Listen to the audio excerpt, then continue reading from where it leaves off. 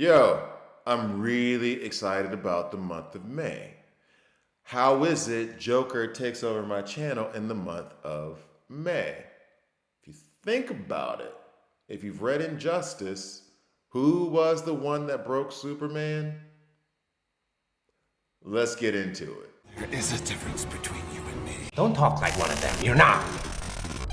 Even if you'd like to be. To them, you're just a freak.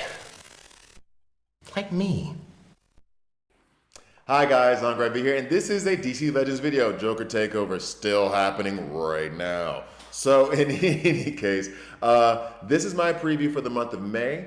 And here's the thing, I've already done some stuff in the month of May, obviously, because we're a week into the month. Like, this is gonna come out May 6th, right? So I've already seen a few of the things. I've already played with a few of the things. So, and here's the thing. I've said thing a whole lot. I've said thing like 35 times. Here's the thing, 36 times.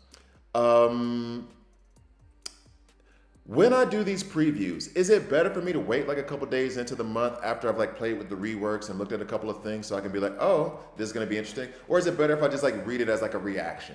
You know what I mean? Like when I would do these previews before, it was just like, I don't see anything, I don't read anything, and I just do it. But now I have a little bit of knowledge of what's happening. Is it better this way or the other way? Please comment below, let me know, and then I'll just try to adjust my film format. I'll adjust my format basically. In fact, hey, this is a reminder to me, myself. I will put up a poll in the community tab. So just check the community tab, vote this way or the other way, let me know. In any case, Mongol and Ursa, I'm really excited about Mongol. I gotta be honest with you. I gotta be honest with you. So let's go ahead and hop right into this. So, May is almost here in DC Legends. It's here, bro. And Mongol, the ruler of Warworld, and Ursa, Kryptonian officer, are reworked Captain Atom, Quantum Field Man, and Connor Kent, the Boy of Steel. Find out all about the month's events below. So now here's the thing. Here's a question I have, and this is just random, and I'm going to say it real quick now. Connor Kent and John Kent, and please help me. Because I thought John Kent was the son of Lois Lane and Superman, and Connor Kent was a clone made by Lex with some of Lex mixed in him. In the game, and in fact, I got the game right here, right now, because I want to be sure that I say this correctly, because I don't want to do something stupid and sound like a complete dweeb. But Connor Kent, I know Connor Kent from the 90s. John Kent, I'm not really familiar with, to be quite frank. So let's go with that, and then they're both heroes. And this is the thing that's gonna bring it up. So Connor Kent is the clone, right? That's obvious. John Kent is the actual child of Superman. I'm gonna go into his bio to double check, because the young son of Superman and Lois Lane. This is my question, yo. Lois is human. Superman is an alien. Connor Kent is a clone of Superman with some of Lex's DNA mixed in there, right? In the game, John Kent is categorized as an alien. Connor Kent is categorized as an Earthling. Why? And people say I'm crazy. Like, they're both, I don't know how much of Lex is in Connor. Let's say it's halvesies. Say it's 25%. Say it's 25%.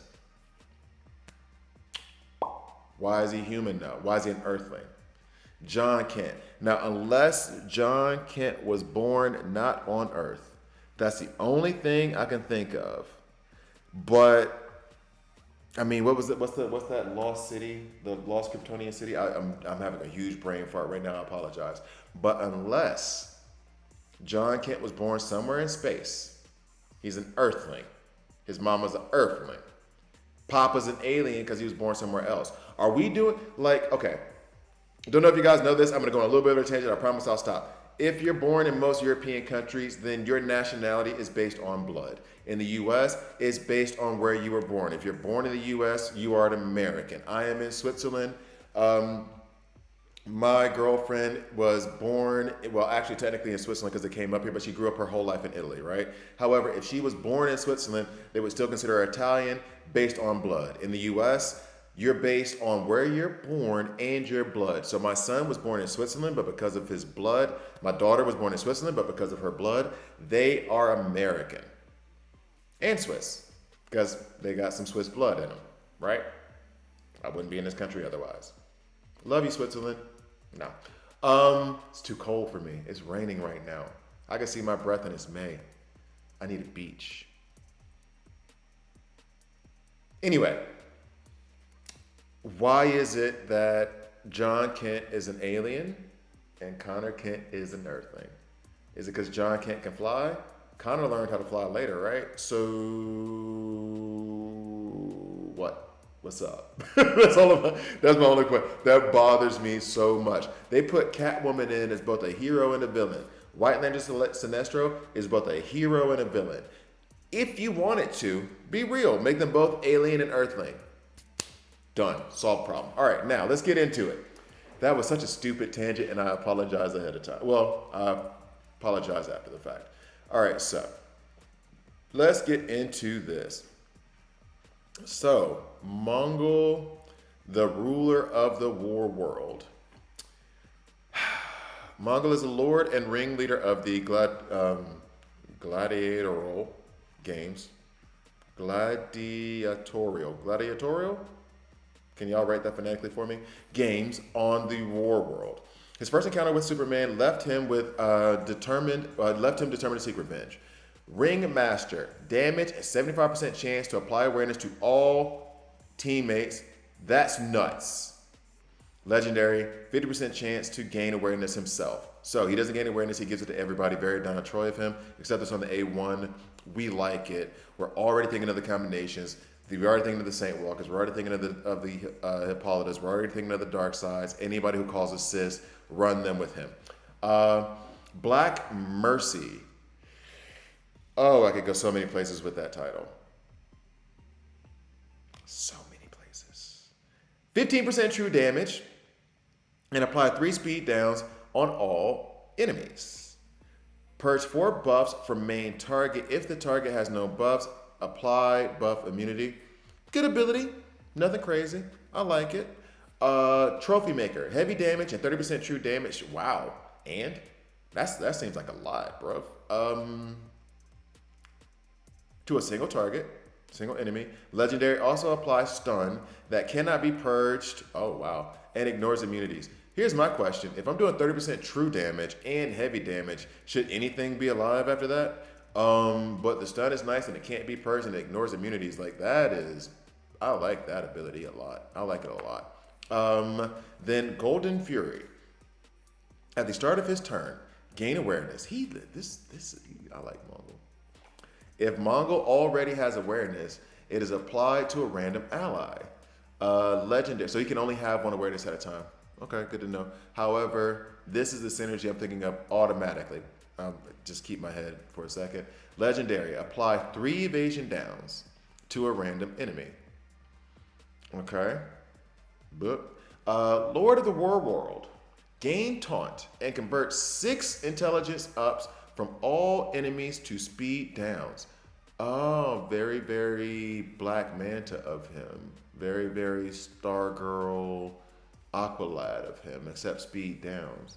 For all enemies at the end of his turn. Oh, wow. Whoa. Convert 6 int ups from all enemies to speed downs for all enemies at the end of his turn. That is stupid. While Mongol is alive, allies are immune to stun. Yo, I didn't. What? What? Is he physical or energy? He's energy. Asking because of you know who. I liked this kit in the beginning when I first read it, because I've read it before. And I thought that he was going to be the best tune in the game, and now I can't even remember why. Because now that's catching my attention big time. Because I don't even care about the speed downs. It's nice, but I don't really care. It does slow them all down, and it makes it easier for your team. And 6 speed downs is nothing to sneeze at, but then it also cripples them in terms of their ability to withstand special damage, their ability to how hard they're going to hit you. with the way he who shall not be named, which used to be Black Flash, is now Spectre. Spectre is he who shall not be named. You know who. With you know who floating around, ramping up all those int ups, converting them to speed downs, slowing him down, and making him weaker. Nuts. I like. Strength, intelligence, all that stuff. Ooh, he's not exactly tanky. He's not squishy, but if somebody's calling taunt on himself, I want to be a little bit tankier. Synergy I had just thought of, though, was that if he's buffing, or if we can get him to buff, I'm running him with Donna Troy. Because Donna Troy, when she converts buffs to awareness, she never converts her own buffs to awareness. So she always ends up with only one awareness. With him, he's not giving himself awareness. He's giving everyone else awareness. So if I pair those two, and they keep giving each other awareness, now I have a team full of awareness. And since he is energy, I don't have to worry about Lady Shiva. Donna Troy, I will have to worry about because she's kind of squishy. Or I think, probably just low agility, but still. So that is a concern I'm going to have. However, y'all are really screwing up Nightmare Campaign. Like, what are y'all going to do? Y'all are really screwing up Nightmare Campaign. Anyway, so now we go on to Ursa. Ursa is moving past my view. All right, so Ursa is a Kryptonian military officer and a loyal follower of General Zod. Loser. In the past, she was exiled to the Phantom Zone along with her allies Zod and Non as a punishment for insurrection. I can't read that word the same way again. I've watched too many stand-up routines about that word. Kneel for execution. Damage to a single enemy, can't miss, legendary. Apply permanent intelligence down. Yo, I like that a lot. So like now the permanent goes as a permanent buff on the other team. Doesn't say that it's not purgeable. So it can be purged, which is fine. However, if you're dealing with her and you're trying to use her against a Spectre, for example, she's also physical based. And she's giving him intelligence downs if it's not working out. He who should not be named. I said his name. I know a few of you shivered, got some goosebumps. I'm sorry, I apologize.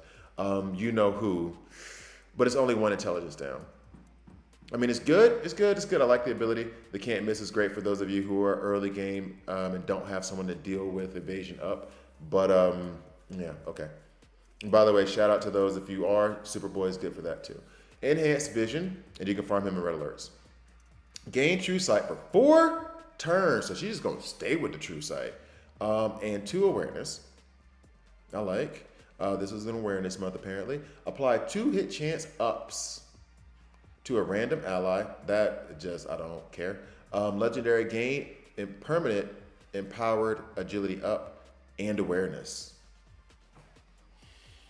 I like that ability. It's an A2. One thing that's going to depend on that makes her really good. The empowered agility up is going to be really good for PvE battles, not so much for PvP because it's only 1. However, that does also lend itself to the fact I want to know what the cooldown is on that. If it's like a 2-turn cooldown, and I can, like for example, Jesse Quick, and I go into this into my free-to-play account video like week 11, week 10.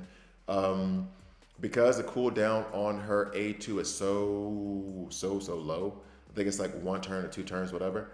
Then when I put her with Donna Troy, she always has her A2. She uses it all the time, constantly. So she never actually gets to her A1 because the cooldown on her A2 is so low, and Donna Troy reduces the cooldown on all abilities by 1.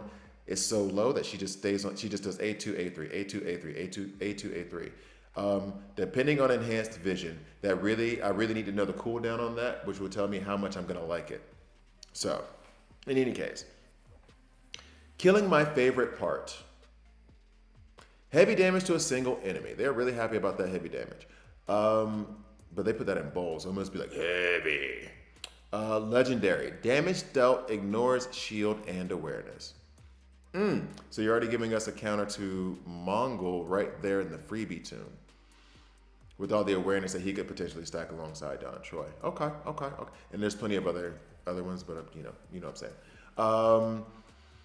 And damage, and legendary damage dealt ignore shield. Okay, so I am the weapon. I like that phrase. I really do like that phrase. Where's your weapon? I am the weapon. Gain and power strength. I want to be in a situation one day where I can actually say that and not seem utterly ridiculous, but it actually counts for situation. However, any situation where I have to use that phrase is a situation I don't want to be involved in. You know what I'm saying? Gain empowered strength ups 5 turns. She just, I mean, her buffs just stay forever at the beginning of her turn. Yo. All damage dealt to male enemies is increased by 50%. I love that. Girl power, what's up? Truest feminist. Love it. Phantom Zone Dweller. Gain permanent empowered stamina ups. You know what you couldn't do though? You could never do plus damage to female enemies. That could open up a whole can of worms. This game might get canceled. Phantom Zone Dweller. Gain permanent empowered stamina. 5 turns. At the beginning, wait, if it's permanent, why is it 5 turns? Gain permanent empowered stamina. 5 turn up. That, okay. Gain permanent. Okay, that's just wrong. At the beginning of her turn, legendary gain permanent stun immunity at the start of battle, cannot be purged. So the empowered stamina can be purged. However, now you want her to get her turns as fast as possible. This also lends itself to her being very good for PvE, for you free to play, well, not free to play, but for you early to mid game guys who are still trying to get through campaign or any PvE content as it is. So like her. I do like her kit a lot. I think early measures, I think Mongol's going to be an A, and I think she's going to be solid B. I'll give her a B. I think she's going to be a B. But we have to see how they perform. Now, going on to Captain Adam. I've been using Captain Adam. Captain Adam has been fun, but I haven't found a place for him yet. A government experiment bonded alien metal to Nathaniel Adams' skin, giving him quantum field powers and creating Captain Adam. Phasing Punch. Special damage to an enemy, ignore shields and awareness. See, there that is again. And 50% chance to apply disease. Legendary. Can't miss if target has disease. Which I did not take that legendary point, just heads up. But I only have him, I think I have him L3, L4. Quantum Field. Special damage and apply 3 intelligence downs to all enemies. Legendary. Also apply 3 strength downs and 30% turn meter down to all affected enemies. Like it, be careful using that around Aquaman, but I do like that ability a lot. Radiation Bombardment. Heavy special damage and apply 4 diseases. Thank you for the 4 diseases. Previously it was just 1, but that was because when they introduced Captain Adam, they had just introduced disease. And they were just doing 1. I think they were trying to like dip a toe in the water to see how disease would react because it was a new mechanic for the whole game. And then with Man-Bat, they just took it to the next level because Man-Bat came out, I want to say the following month or the month after that. So they were really like, we're going to give him 1 disease on that turn. And the 1 disease did not do much. But it took them like 3 years to rework him to have 4. But I do like the 4. Apply heal immunity before the damage is the legendary point. Molecular Manipulation. When an enemy hits Captain Adam, love this ability. 85% chance to apply 2 disease, 3 intelligence downs, and 3 agility downs. Legendary. 50% chance to execute Quantum Field. So let me get this straight. Okay? So Molecular Manipulation is going to just make your entire enemy weaker when they get hit. So you're getting 2 disease for 3 turns. Intelligence downs for 2 turns, making the special damage not able to hit as hard and making them more susceptible to special damage attacks. Then you get 3 agility downs for 2 turns, making them more susceptible to physical damage.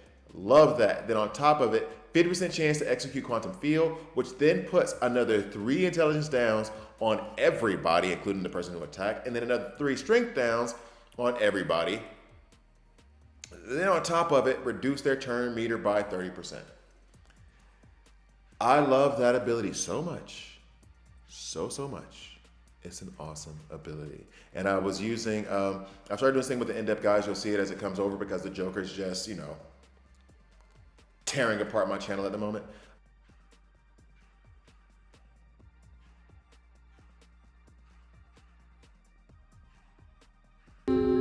That's my cue. You'll see it. I started doing just solo 70-11 characters on the final node of campaign heroic, and the amount of times he was just like popping off with a quantum field. I didn't even realize that ability was popping off in that way. I wasn't thinking about it. I was basically consumed with other stuff. When I saw that in action, I had already recorded the PvP stuff, and I was like, yo, this is nuts. And I'm actually I'm doing a lot of recording of the stuff, the screenshots and everything. That's what I do behind the curtain. During the week, what I'll do is like go through these battles and just screen record everything and then upload them to my Google Drive. And then one day out of the week, I'll just download everything, put it up, and then go through all the videos and everything else, and then prepare the video films. I prepare the films. Prepare the videos for you guys so I can just like schedule them all out, have them all come out during the week, and then that's how it goes. For this one, I've been recording, and then I did the PvE thing, like a new format thing that I want to do for the in-depth guides. And then after that, after I saw the PvE thing, I was like, yo, this is good. Like, this is really, really good. So I went back, and I'm still, like, at the time of this recording, I'm going to record more Captain Atom because I really like that ability. So, and then lastly, nuclear counter. 75% chance to use phasing fist at the end of every enemy's turn if that enemy has disease. Legendary at the end of an enemy's turn if they have 4+ disease. Apply doom on them. That just kind of seems like overkill. I don't think I took that ability. He has been really fun for me to use so far. However, he's one of those that if you like stacking debuffs and stuff like that, that's when you're going to use him. If you struggle with that, or you don't like doing that as much, you're not going to have as much fun with him as I do. Running him with Punchline is a whole lot of fun. Running him with Roz is a whole lot of fun. Running all three of them together is a bit much, and you don't have enough support for all three of them to do their thing. However, I'm still experimenting. I'm still trying to figure it out. Hopefully, by the time I record the Captain Atom video tomorrow, I will have a little better idea on that. So, Connor Kent, the Boy of Steel. Now, I said in the previous video, and actually, let me go down here real quick, just to check his stats for a second. I'm about to do the video in a minute anyway, and if you guys want to know, just subscribe. My Joker's just killing me right now. I hope you're watching, cause I've got a very special surprise for you. So yeah, just checking his stats, not exactly tanky, but not squishy either.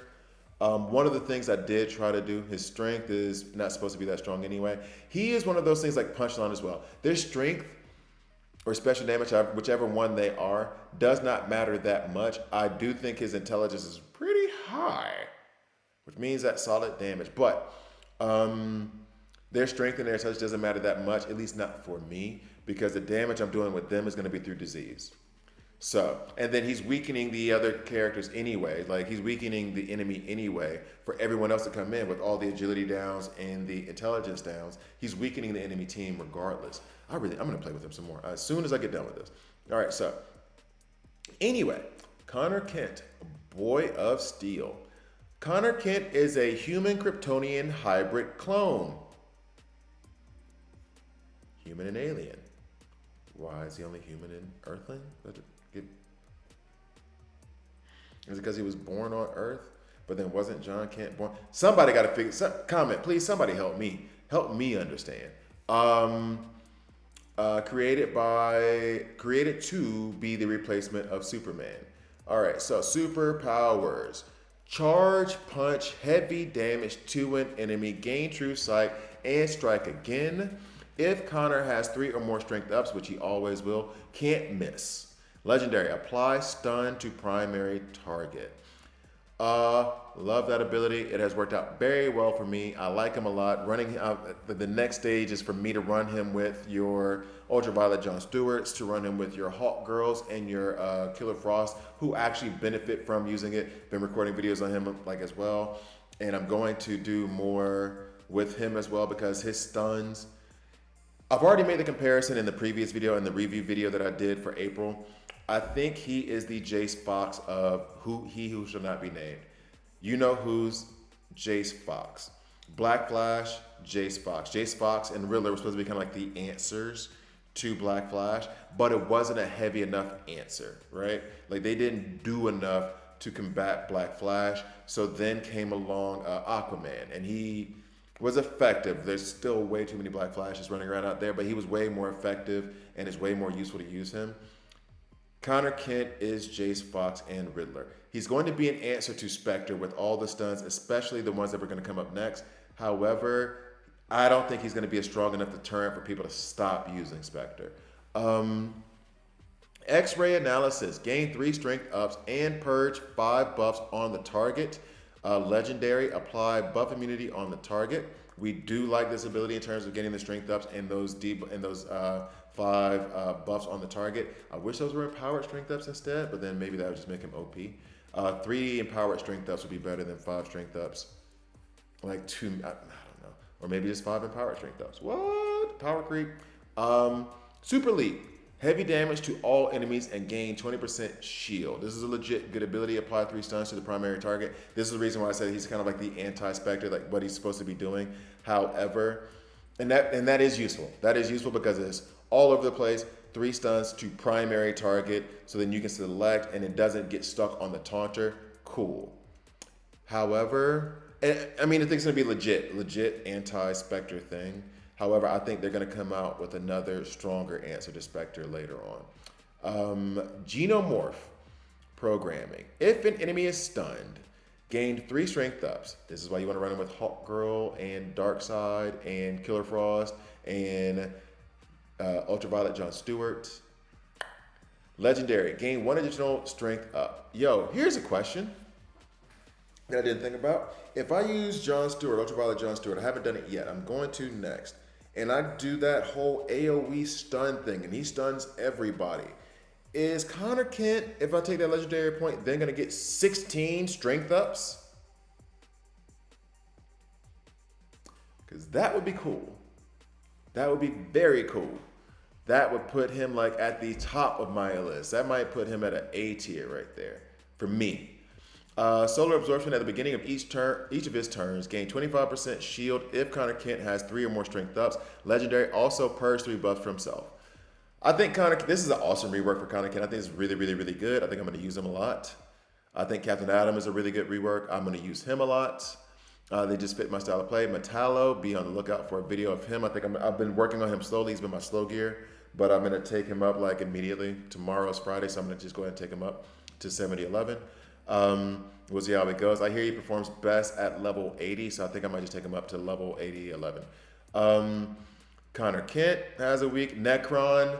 Tell me if you guys want a Necron video. I have not done anything with Necron. I haven't worked on him at all, except for when I need to like dump a couple of mats into him just to complete a daily task.